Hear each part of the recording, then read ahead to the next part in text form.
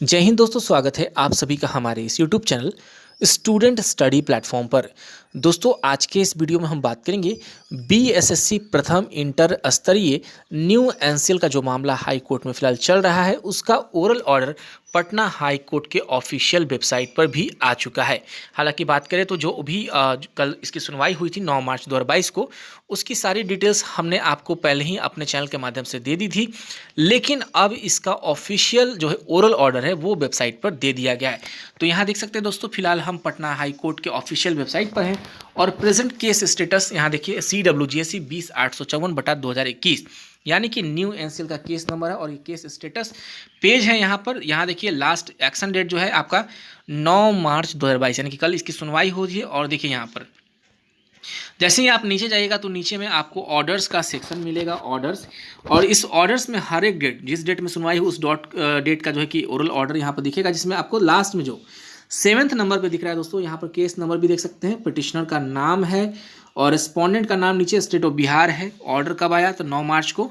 और यहाँ देखिए डिटेल्स में देखिए व्यू आपको दिया हुआ लास्ट में, तो इसी डिटेल्स में आपको यहाँ पर ये चीज़ मिलेगा।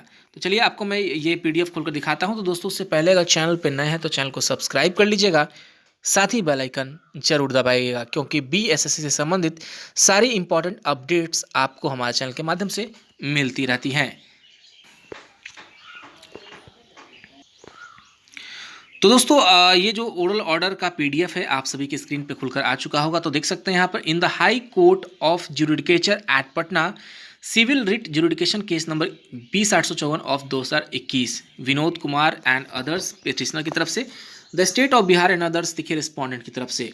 तो यहाँ पर यहाँ देखिए कल कौन कौन इस केस में उपस्थित हैं कोर्ट में। तो देखिए अपीयरेंस, देखिए यहाँ पे अपीयरेंस दिखाया जा रहा है कि फॉर द पिटिशनर की तरफ से मिस्टर शिवेंद्र किशोर जो है कि सीनियर एडवोकेट है।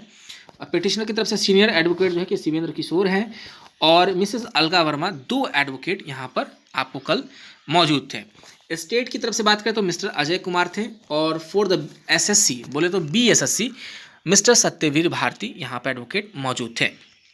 अभी देखिए यहाँ पर कौन जो ऑर्डर देने वाले जज हैं, तो माननीय जो है कि मिस्टर PB बजंत्री जी हैं, उनका ओरल ऑर्डर यहाँ देख सकते हैं। तो हर एक लाइन को समझिएगा दोस्तों, यहाँ पर जो है कि 5-6 लाइन में बहुत अच्छे तरीके से यहाँ बातें बताई गई है। इससे लगभग आगे की जो प्रोसेस है, आगे की जो प्रक्रिया हो सकती है इस केस में, वो अब क्रिस्टल क्लियर होता हुआ दिखाई दे रहा है, क्योंकि जज साहब ने ऑलरेडी इस केस में क्रिस्टल क्लियर वर्ड का भी इस्तेमाल किए हैं। तो यहाँ देखिए 9 तारीख यानी कल, और यहाँ लिखा गया कि perusal of the prayer it is not crystal clear. एक वर्ड देखिए यहाँ पर बहुत अच्छे तरीके से लगा है कि perusal of the prayer it is not crystal clear for which post petitioners are claiming, यानी कि जो प्रेयर किया गया उसमें इस बात का क्रिस्टल क्लियर नहीं है, ये बात स्पष्ट नहीं है कि किस पोस्ट के लिए जो पिटिशनर्स हैं वो क्लेम कर रहे हैं। तो दोस्तों, आप सभी को पता है कि फिलहाल इस मामले में किसी को कोई अता पता तो है नहीं कि किस पोस्ट के लिए छात्र क्लेम कर रहे हैं। सब छात्र अभी की डेट में जो है कि सब एक समान चल रहे हैं।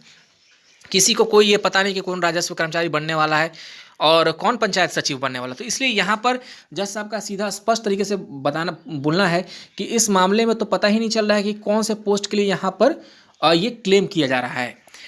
और यहाँ देखिए only the reserve category certificates are disputed. तो देखिए यहाँ पर रिजर्व कैटेगरी की बात कही जा रही है, यहाँ पर केवल रिजर्व कैटेगरी की बात कही जा रही है। Therefore learned senior counsel for the petitioner is at liberty to make necessary application for the amendment of prayer in filing interlocutory application. तो इसलिए इस चीज़ में, इस मामले में जो सीनियर काउंसिल है, बोले तो सीनियर जो वकील हैं पिटिशनर के, उनको जो है कि आज़ादी है कि आप एक नेसेसरी एप्लीकेशन, यहाँ देखिए एक नेसेसरी एप्लीकेशन बताइए और बताइए इस चीज़ में कि किस चीज़ को लेकर यहाँ पर क्लेम किया गया, किस पोस्ट के लिए क्लेम किया जा रहा है। यानी अगर न्यू एनसीएल वैलिड नहीं हो रहा है तो किस पोस्ट के लिए वैलिड नहीं हो रहा है और किस पोस्ट के लिए छात्रों को सिलेक्शन किया गया जहाँ पर न्यू एनसीएल को मान्य नहीं किया जा रहा है। तो यहाँ पर इस लेटर के माध्यम से आपको जो है कि अब छात्रों के वकील को बताना है कि इसमें किस पोस्ट के लिए छात्रों को यहाँ पे सिलेक्शन किया गया है।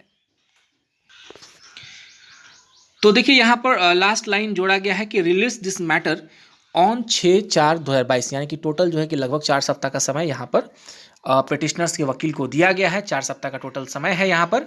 तो कहने का मतलब है दोस्तों कि 4 सप्ताह भी समय मिल जाए या 4 महीने का भी समय मिल जाए, इस सवाल का जवाब किसी के पास नहीं है। ना हमारे पास है, ना 14,410 में जो भी छात्र हैं उनके पास है, ना पिटिशनर के पास है, ना पिटिशनर के वकील के पास है।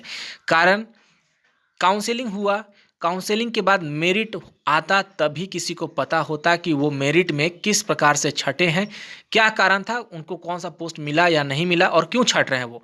तो यहाँ पर जो चीज़ मांगा गया है वो शायद ही वकील दे पाएँ, और देने का कोई जो है कि मुझे नहीं लगता है कि दे पाएंगे, क्योंकि किसी का मेरिट आया ही नहीं, किसी को पता ही नहीं कि कौन राजस्व कर्मचारी है, कौन पंचायत सचिव है। तो ये यहाँ पे अब तो मुझे इस केस में क्रिस्टल क्लियर पता चल रहा है, और सभी लोग को पता चल रहा होगा कि जब जज साहब ने जो सवाल का जवाब मांगा है वो जवाब देना, मुझे नहीं लगता है कि इसमें कोई सामर्थ्य हो पाएगा। तो फाइनली दोस्तों, आने वाले समय में मुझे ये लगता है कि केस किस दिशा में जा रही है, आप सभी को लगभग पता चल रहा है कि ये केस कहीं ना कहीं अब खत्म होने की दिशा में जा रही है, क्योंकि केस का कोई औचित्य ही नहीं था, क्योंकि यहाँ पे पता ही नहीं है किसी को कि जो है कि किस पोस्ट के लिए छात्रों का सिलेक्शन किया गया।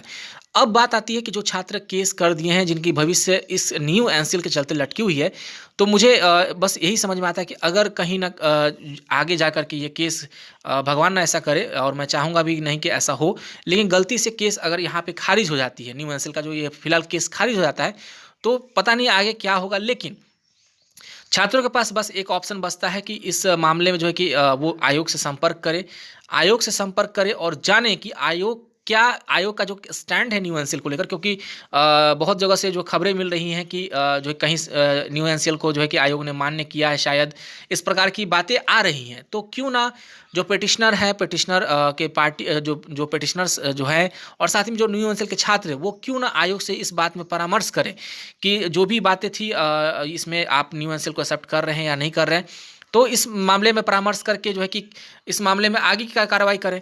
नहीं तो आने वाले समय में बहुत दिक्कतें आने वाली है। दिक्कतें इसलिए आने वाली है क्योंकि इस केस का जो है कि जो भविष्य है वो साफ साफ स्पष्ट दिख रहा है कि अगर आप जवाब ढंग से नहीं दे पाइएगा तो फाइनली जानते हैं कि कोर्ट में क्या होता है जवाब नहीं देने के एवज में।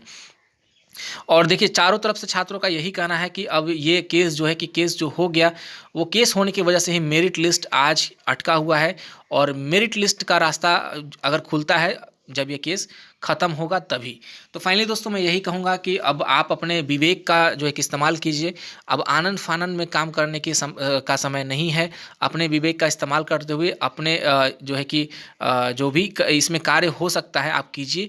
आयोग से परामर्श लीजिए, क्या आप न्यू एनसीएल को एक्सेप्ट कर रहे हैं कि नहीं कर रहे हैं। अगर देखिए, जो भी हो सकता है आप कीजिए प्लीज़, और प्लीज़ जो मेरिट लिस्ट का जो रास्ता है उसको खुलने का मौका दीजिए।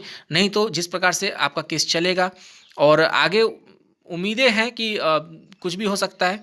तो फाइनली दोस्तों, मैं यही कहूँगा कि आप सभी को प्लीज़ आयोग से एक बार रिक्वेस्ट करके परामर्श लेना चाहिए। तो चलिए दोस्तों, आज के लिए बस इतना ही। आप सभी का बहुत बहुत धन्यवाद।